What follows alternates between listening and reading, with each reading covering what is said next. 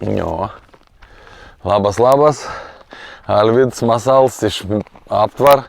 Iš tikrųjų, tuoj darysiu video ir papasakosiu to istoriją, kai buvau su monto draugo Elnio patinu, o dabar noriu parodyti kitą dalyką. Irgi pakankamai įdomus, reiškia, ta mon draugė patelė atsivedus ir vakva. Ir tas vaks vis vasaroms buvo, aišku, pakavots, išein pasiruot biškėl ir vėl dings.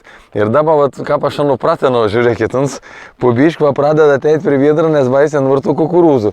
Bet įda laba baugus. Bet aš po biškėlės, tai va, kadangi mama va glostau ir uns pradeda nebregoti. Va, čia ir praktiškai perėmė paglostimą. Va, koks į gražuolis. Va, taip prisijaukinami gražuolė ir anie jau gyvens iki amžiaus pabaigos pas mane Aptvare. Niekas nenuskriaus ir nebus nei atiduoti, nei išvežti, nei kažkaip kitaip. Tai va, čia į mon draugą. Aš iš gaunu daugiausia meilės ir geros energijos, nes anie nėra parazituojantis, kaip būna dažna žmonės. Ir va, iš sonas pabovis, iš tikrųjų esi labai palsėjęs. Nu, gražuolį, nebijok. Gražuolis, da net nežinau, ar gražuolį ir va, ką pasidaut. Kaip maloniai, jūs įsivaizduokit, koks tai malonoms ir kokį gerą gyvūnų energetiką. Ir visiškai nenusiteikęs pikta.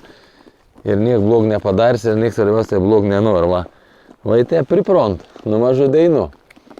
Aišku, visų nejaukinstėp, nes, aišku, ir galimybių nebūtum, bet portrai tokių gyvūnėlių Aptvare turėti ir pasakė išdalyks ir niekur geriau nepalsės, kaip tarp tokių grožybių ir malonumų.